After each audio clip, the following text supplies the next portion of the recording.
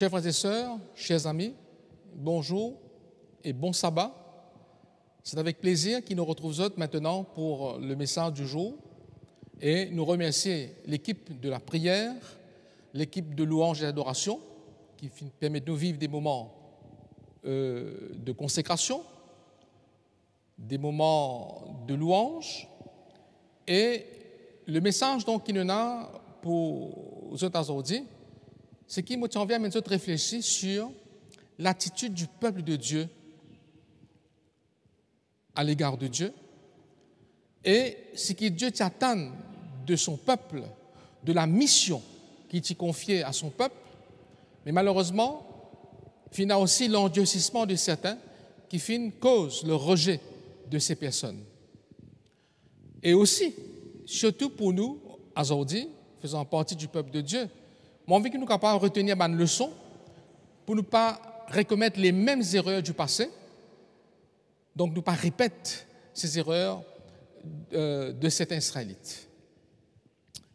Très souvent, nous partageons, parmi nous les chrétiens, cette réflexion. Souvent, nous disons ceci, puisque le peuple d'Israël faillit à son mandat, Dieu rejette ce peuple et c'est l'Église chrétienne qui prend la relève. Donc l'Église chrétienne, comme si remplace le peuple d'Israël. Moi, j'ai même un camarade qui fait de ce thème, ce sujet de prédilection, quand il intitule ça, l'échec de Dieu à l'égard d'Israël. Ou bien aussi, nous sommes capables de dire l'échec d'Israël à l'égard de Dieu. Est-ce bien vrai tout cela? Quand nous lisons dans l'épître de Paul aux Romains, l'apôtre Paul fait une déclaration qui remet en question d'ailleurs ce qu'il nous fait dire au départ.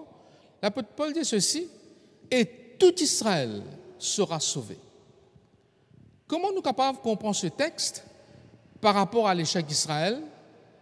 Est-ce que l'Israël ici dont Paul peut dire, est-ce qu'il peut parler de l'Israël physique ou bien de l'Israël spirituel? Comment nous définir l'Israël physique? C'est-à-dire un juif qui descendent physiquement de la descendance d'Abraham et seulement ces personnes-là qui constituaient le peuple élu de Dieu, excluant les autres nations. Par contre, l'Israël spirituel est formé à partir des croyants en Jésus-Christ. Ainsi, ceux qui tiennent pour l'Israël spirituel, je crois que l'Israël physique descendant d'Abraham, autrefois était considéré comme le peuple de Dieu, mais du fait que la nation d'Israël rejette le Christ, Dieu fait un pas de plus, il offert l'évangile à toutes les nations, les païens qui ont accepté le Christ, eux-mêmes l'Israël spirituel. La communauté est spirituelle dans le sens qu'il y a Abraham comme ancêtre physique et je devine peuple de Dieu par la foi. Donc on a là deux concepts, l'Israël physique et l'Israël spirituel. Alors, comment nous sommes capables de trancher cette question, répondre à ce dilemme? Il est important qu'il nous considère d'abord l'Israël physique. Est-ce que l'Israël physique est composé exclusivement et purement de la descendance d'Abraham? Vous pouvez lire un texte dans la Genèse, au chapitre 25, et à partir du premier et deuxième verset. Vous lisez ceci. Il dit, nous, Abraham, c'était après la mort de Sarah, Abraham prit encore une femme nommée Ketura. Elle lui enfanta Zimran, Jokshan, Médan, Madian, Jishbak et Shua. Quand nous donc lisons ce texte, nous découvrons qu'Abraham finit là. D'abord, il y a deux garçons, Ismaël et Isaac. Et ici, donc, il y a 6 garçons encore après la mort de Sarah, ce qui fait qu'Abraham tient 8 garçons. Mais dans ces 8 garçons-là, un seul garçon qui rentre dans l'alliance, c'était Isaac. Mais en contrepartie, il y a aussi une personne qui rentre dans l'alliance, mais qui n'a aucun lien biologique avec Abraham. C'est ainsi qu'il bon Dieu dit en Genèse 17. Bon Dieu donc recommande à Abraham, il dit à l'âge de 8 jours, tout mâle parmi vous, dans toutes vos générations, sera circoncis, qu'il soit né dans la maison ou qu'il ait été acheté à prix d'argent à un étranger, à quelqu'un qui n'est pas de ta descendance, mon alliance dans votre chair sera une alliance perpétuelle. Donc ce texte montrait qu'une des raisons qui fait bon Dieu choisir Abraham, c'est qu'Abraham est capable d'enseigner non seulement sur les enfants la religion, mais que les autres personnes de sa maison sont capables de faire partie de l'alliance. Et bon Dieu dit ceci dans Genèse 18, « Car je l'ai distingué afin qu'il ordonne à ses fils et à toute sa maison après lui de garder la voie du Seigneur. » Donc pas seulement Isaac qui fait partie de l'alliance, mais aussi la maison d'Abraham, son servante, son serviteur. Et quand nous étudions un petit peu cette famille, la maison d'Abraham est composée peut-être d'un millier de personnes. Parmi il y a 318 hommes de guerre qui ont libéré Lot. Et toute la maison d'Abraham qui partage la foi. Qui veut dire, il n'y a pas de personne qui fait partie donc, du peuple de Dieu avec Abraham, mais qui partit nécessairement de sa descendance. Nous prenons maintenant l'exemple de Jacob. Quand Jacob rentre à Goshen, au temps de Joseph, eh bien, toute la famille, avec les enfants et autres, pour composer à peu près de 70 personnes. Mais quand le peuple quitte l'Égypte, le peuple composait sur la Bible de 600 000 hommes de guerre. Et quand nous compte les femmes, les vieillards, les enfants, les théologiens pensent approximativement de 2,5 à 3 millions de personnes. Et ces 3 millions de personnes qui quittent l'Égypte, ce n'étaient pas tous de la descendance d'Abraham. Parce que le peuple s'y formait de personnes qui s'attachent à la maison d'Israël, qui s'y partagent la foi des Israélites, mais qui viennent de diverses origines.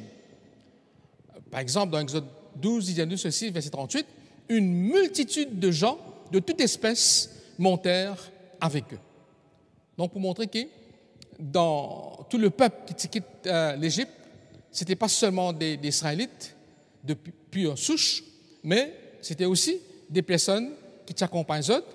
Et plus tard, dans le livre de l'Exode, chapitre 19 à 24, quand Dieu présente son alliance, eh bien, toutes ces personnes, pour adhérer à la foi d'Israël, je vous faire partie donc du peuple de Dieu.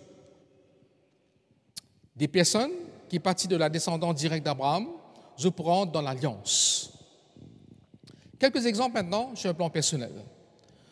Joseph, par exemple, avait comme épouse une Égyptienne. Moïse, il marié avec une Madianite. Caleb, il n'est pas un Israélite, il est un Kénizite. Il y en a aussi Rahab, une Cananéenne. Il y en a Ruth, la Moabite. Uri, le Hittite.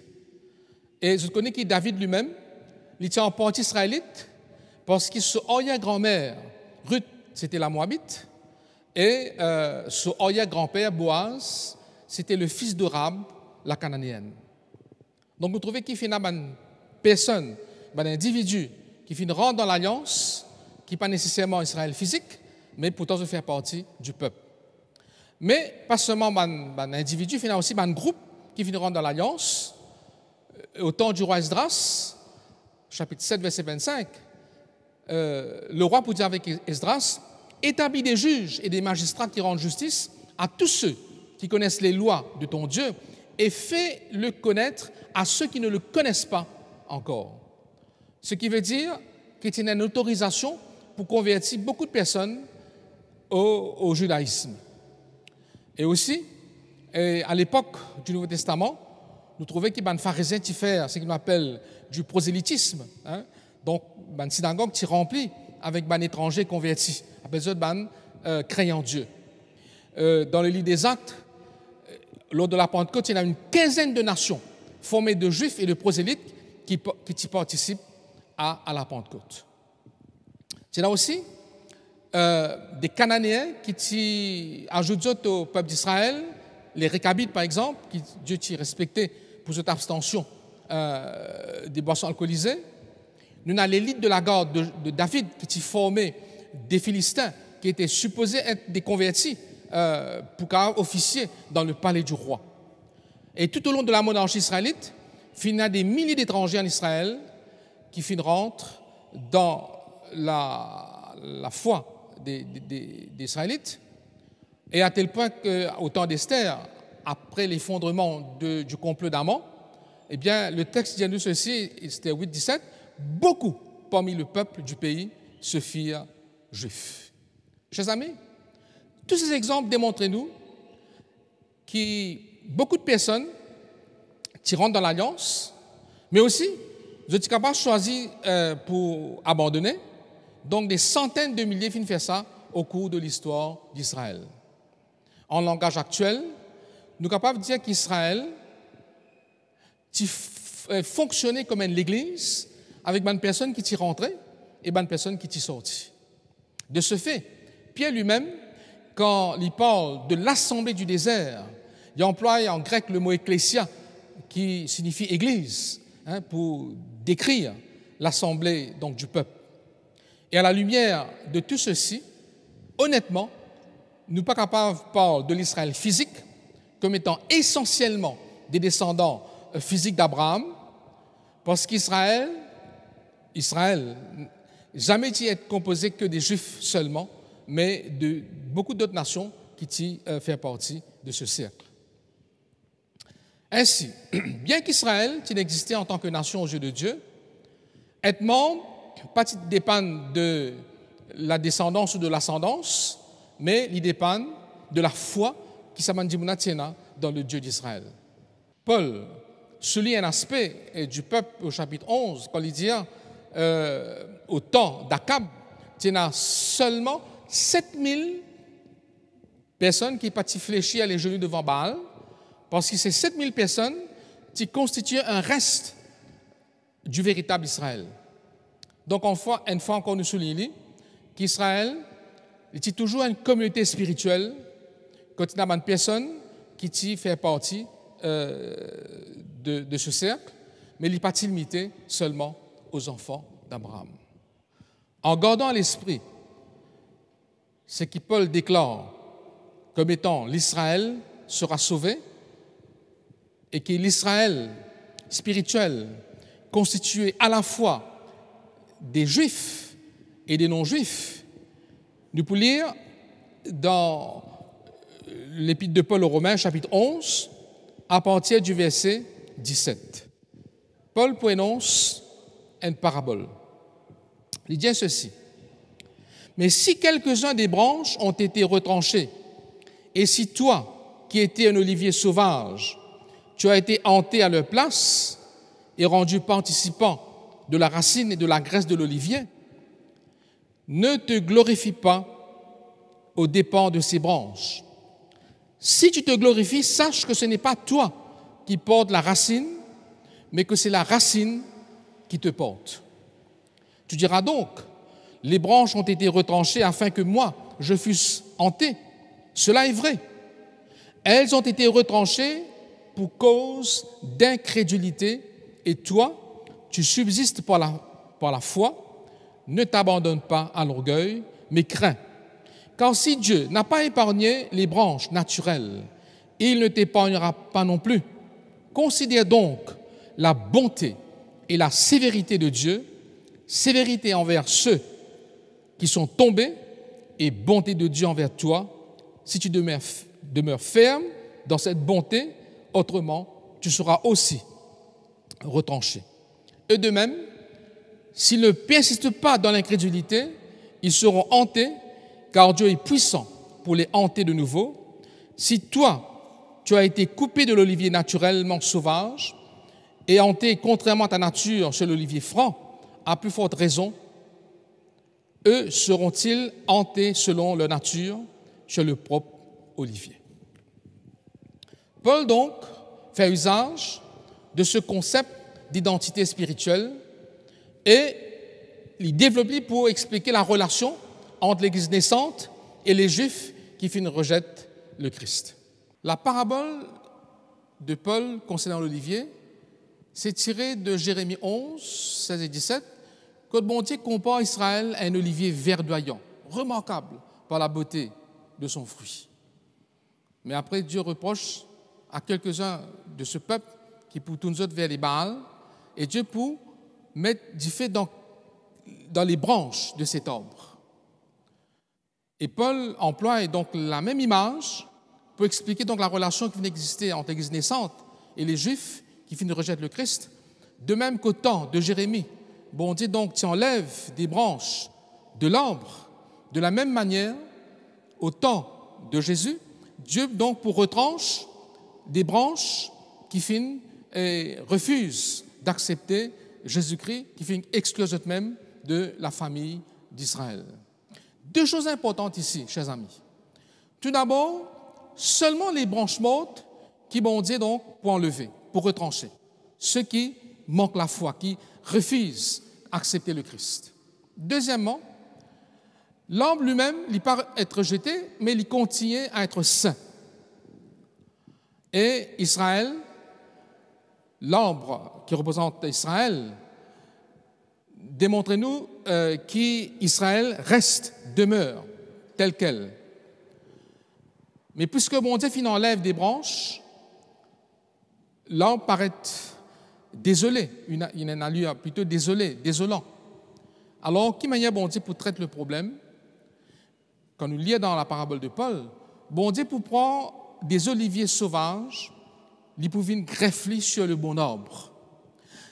Ces branches d'oliviers sauvages représentent toutes les nations qui finissent parvenir à la foi, qui finissent accepter le Christ comme Sauveur et Seigneur, et ces nations donc finissent être greffées pour remplacer les Juifs incrédules. Nous devons noter aussi que bon Dieu pas plante un nouvel arbre. Comment nous penser, nous dire l'Église chrétienne qui remplace Israël d'antan. Les branches sauvages sont greffées sur le même vieil arbre et l'arbre continue maintenant à nourrir les branches. Ainsi, comme à l'arbre est Israël, les branches sauvages qui nous appellent la chrétienté, donc les films greffés sur Israël, et aujourd'hui, nous formons un Israël complet. Nous pas formons un nouvel Israël, nous pas remplaçons ce qui est déjà établi. L'Israël de l'Ancien Testament en tant qu'entité spirituelle, comprenant ban juifs et ban croyants des autres nations, il continue à exister, il continue à développer. Il passe bien sûr par un processus d'émondage et de greffe de nouvelles branches, et ces nouvelles branches continuent à être l'arbre naturel. Ce qui nous le dit par là, l'Église chrétienne, pas une remplace Israël, mais l'Église chrétienne lui représente la continuation de l'Israël naturel. En conclusion, nous sommes capables de dire que les croyants en Christ forment le véritable Israël, Israël spirituel, jamais fini d'exister en tant qu'Israélite seulement, mais il a toujours existé avec ban juifs et ban croyants des autres nations, et la chrétienté finit greffer là-dessus pour former un seul Israël. Et Paul, donc, dans cette ligne de pensée, conclut la parabole de l'olivier, il dit « Et ainsi, tout Israël sera sauvé. » C'est-à-dire de l'Antiquité et de la chrétienté ajoutées ensemble sur le même arbre pour ne former qu'une seule communauté spirituelle, et ainsi donc tout Israël sera sauvé. Romains, toujours chapitre 11, verset 25, dit ceci, qu'une partie d'Israël est tombée dans l'endurcissement jusqu'à ce que la totalité des païens soit entrée. Nous soulignons une petite chose ici. L'apôtre Paul dit une partie d'Israël seulement est tombée, mais pas tout Israël. Et le vide qui finit laissé fait être remplacé par la chrétienté. Donc, de cette façon, tout Israël implique l'Israélite de l'Antiquité avec les autres nations et y compris l'Église chrétienne de nos jours. Chers frères et sœurs, tout Israël renvoie à tous les croyants de tous les âges, depuis les patriarches jusqu'aux croyants d'aujourd'hui. Et par la foi en Jésus-Christ, quand nous manifestons la foi en Jésus-Christ comme Abraham, nous venons des enfants d'Abraham. Nous venons des enfants selon Dieu, ses enfants. Et nous faisons partie donc de cette belle communauté, tout Israël. Ce matin donc, la question qui nous pose, nous, qui manière cette parabole de l'olivier capable interpelle nous, et essentiellement, qui manière les problèmes de ceux qui finissent endurcis, de ceux qui finissent être rejetés, qui manière ça capable servir nous de leçons. D'abord, nous allons dire que c'est un privilège, c'est une grâce qui mon Dieu finit octroyer à nous pour connaître l'Évangile et par les mérites de Jésus-Christ, nous finissons être greffés sur l'olivier naturel pour faire partie du peuple élu de Dieu. Mais, chers amis, ça comporte aussi des responsabilités qui accompagnent cette appartenance. Et il y a une mise en garde que l'apôtre Paul présente au chapitre 11, versets 20 et 21, quand il dit ceci: « Ne t'abandonne pas l'orgueil, mais crains, car Dieu n'a pas épargné les branches naturelles, il ne t'épargnera pas non plus. » Donc, il y a une erreur qui, certains qui finissent être retranchés parmi le peuple de Dieu, qui est une raison capable de commettre pour qu'ils finalement je ne tombe dans l'endurcissement et qui bon Dieu bizarre enlève les autres de son peuple. Je relève ce matin 3 raisons essentielles pour lesquelles Israël, pas Israël, mais certains parmi le peuple qui tombent dans la désobéissance et l'endurcissement du cœur. D'abord, le péché d'orgueil. À un certain moment, Israël étant le peuple de Dieu, certains donc, malheureusement, pour enorgueillir les autres, pour considérer les autres comme étant supérieurs aux autres nations. Alors qu'ils trouvaient Israël, il composait aussi des autres nations. Et certains pensaient que le salut est automatique. Il y a un petit peu, comme à dire, génétique, parce qu'ils descendent donc de la lignée d'Abraham, donc automatiquement, je besoin gagner le ciel.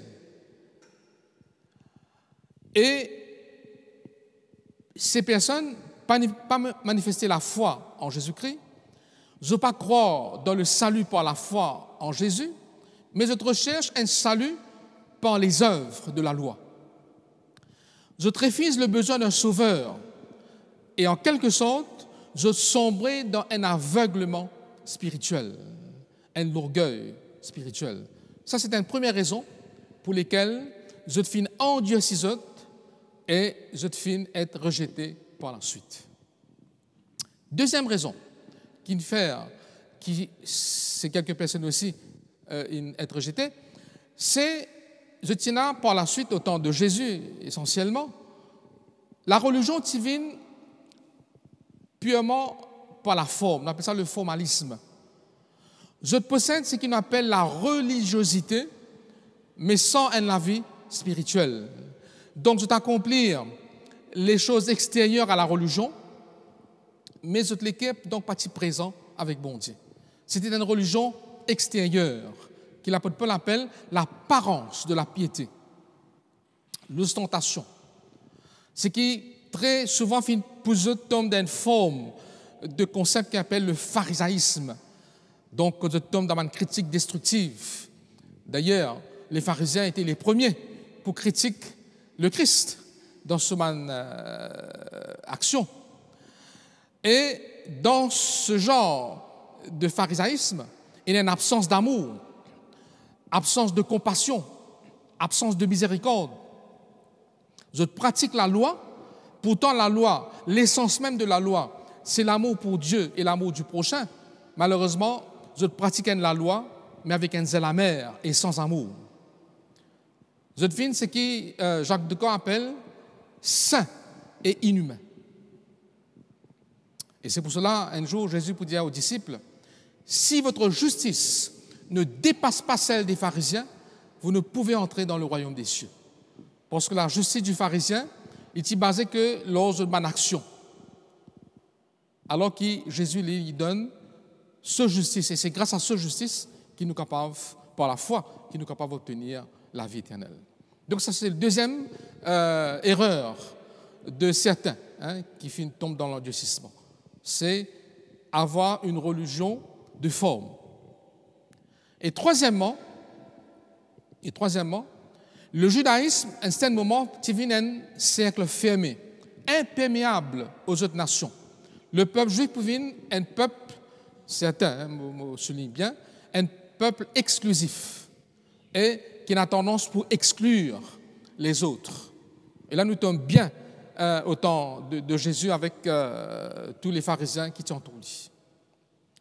Alors, aujourd'hui encore, nous devons faire très attention qu'ils ne pas commettre les mêmes erreurs. Alors, Paul dit à nous, chapitre 11, verset 20, « Ne t'abandonne pas à l'orgueil. » Attention, qu'il nous aussi, nous avons l'illusion de croire qu'il nous est capable d'être supérieur aux autres parce qu'il nous a la connaissance, nous connaissons les prophéties, nous portons un nom, nous appartenons à un mouvement prophétique, et alors nous sommes un petit peu les seuls à avoir le salut. Cette tendance capable de nous à être orgueilleux vis-à-vis des autres. Et alors, tout nous bonnes pratiques, nous sommes capables de penser que les pratiques de la religion qui nous pratiquons, ils confèrent nous un droit automatique pour aller au ciel. Donc, ils nous sauvent par une appartenance ou par une action qu'ils nous accomplissent tous les jours. Nous devons accomplir de bonnes actions, mais il n'y a aucune œuvre méritoire d'obtenir le salut par la foi en Jésus-Christ. Toute bonne action qu'il nous capable de faire, il représente le résultat de la foi et non des œuvres méritoires pour la vie éternelle. Nous vîmes un enfant d'Abraham en exerçant la foi comme Abraham en Dieu et nous sauver par la grâce au moyen de la foi par les mérites de Jésus-Christ. Deuxième erreur donc qui nous soulignait pour ceux qui rejettent le Christ, c'est le formalisme. La tendance pour nous aussi, les pharisiens.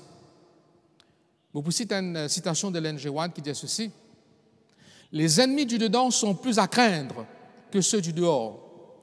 Les obstacles qui s'opposent à la force du succès viennent beaucoup plus de l'Église que du monde. » Pour pallier à cela, pour que les œuvres de la chair, qui nous appellent les querelles, les jalousies, les disputes, les animosités, les divisions, pour qu'ils ne pas prendre le dessus dans la vie en tant que chrétiens, chers amis, nous devons être baptisés chaque jour du Saint-Esprit. Nous devons laisser bon Dieu transformer nous et faire nous une vrais disciples, des chrétiens authentiques, et qui rappelle ces déclarations de Jésus au chapitre 13 de Jean, quand il dit, verset 35, « Tous connaîtront que vous êtes mes disciples si vous avez de l'amour les uns pour les autres. » Et que le fruit de l'Esprit capable caractérise nos relations les uns les autres dans l'Église comme hors de l'Église. Et l'observation de la loi est capable générée par l'amour pour Dieu et l'amour du prochain. Et ainsi, nous invitons une personne sainte et humaine à la fois. Parce que Jésus rappelle nous cet ordre, il dit nous ceci plus loin, Jean 13, « Ce que je vous commande, c'est de vous aimer les uns les autres. » Et la troisième erreur qui nous soulignait pour ceux qui abandonnent la foi, c'était qu'il ne faudrait pas qu'ils nous l'Église, ils viennent un club privé. Il vient un cercle fermé. Il vient une forteresse inaccessible. Quand nous tenions nous, c'est pas la porte pour surveiller qui personne qui n'est pas rentrer dans l'église ou pas. Mais qui nous bat l'église, capable de venir, comme Salomon dit, une maison de prière pour tous les peuples. Qui nous l'église capable d'être ouverte à tout le monde, pas un public sélectif, mais à une personne de tous bords. Parce que Jésus-Christ accueillir les personnes sans distinction de classe, de caste ou d'appartenance ethnique ou culturelle.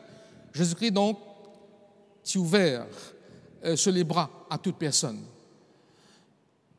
Et deuxièmement, qu'il l'ouverture qu'il nous a vis-à-vis des autres, capable pousse nous aussi à sortir des murs de notre zone de confort et respecter l'ordre de mission. Quand Jésus dit « Allez, faites de toutes les nations des disciples ».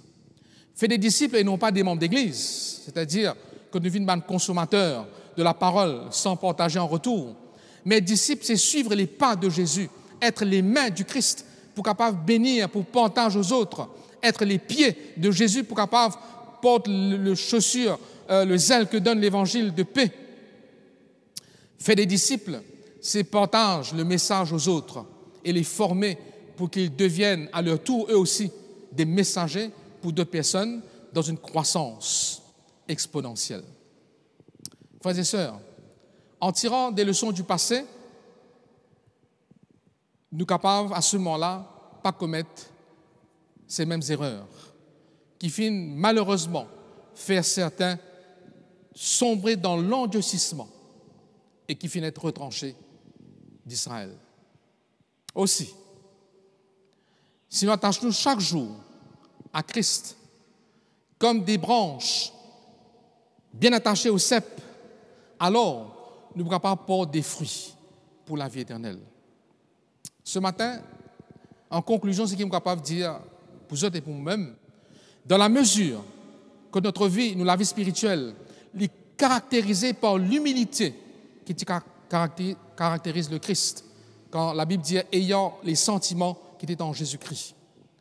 Dans la mesure que notre christianisme est capable de fonder sur la relation d'amour pour Dieu et pour notre prochain, et dans la mesure que nous avons accompli le mandat divin, c'est-à-dire elle prêche la parole aux autres, prêche l'évangile aux autres, fait des disciples, alors cette parole de Paul pour capable trouve sa réalisation dans nous la vie et dans la vie des autres. Et tout Israël sera sauvé. C'est ma prière et mon souhait pour vous et pour moi ce matin. Amen. Moi, je vous dis donc un moment de prière. Notre Père Céleste, notre Dieu, nous voulons ce matin te louer, te bénir, te remercier pour ta bonté, pour ton amour envers chacun de nous. Alors que nous étions loin de toi, tu es venu ici-bas, dans la personne du Christ, pour nous apporter l'évangile du salut. Et de ce fait, par la foi, tu nous as permis d'être greffés sur l'Israël spirituel.